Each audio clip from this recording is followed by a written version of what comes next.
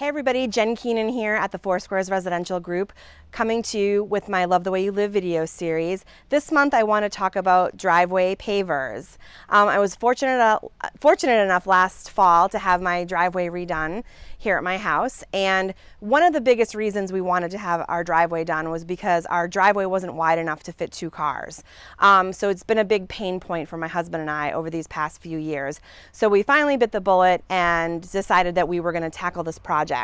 And I think with any other home improvement project, you're always nervous, right? Are you going to hire the right people? Are they going to show up? Are you going to get ripped off? So I just wanted to share a few tips of what I did when we were tackling this project.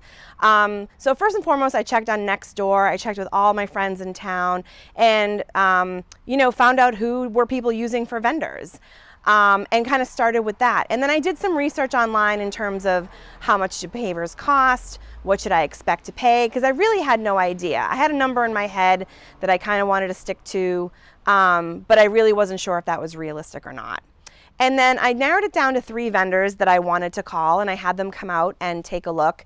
And what I didn't know was that the cost of the pavers is a huge difference between what you get.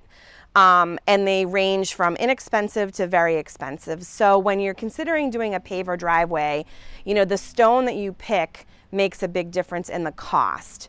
We had initially wanted to go with some cobblestone around the edges, and we scrapped that idea because it ended up being, prohibitive for our budget. So first and foremost, you have to look for the stone that you want, and there is so many choices to choose from. There's no shortage of look and color and style and size that you can go with. And then it really came down to who the installer is going to be. We ended up going with actually the most expensive installer that I talked to, but I felt the most comfortable with them. I trusted them. I liked their process. I liked their technique. They really worked with us on the design.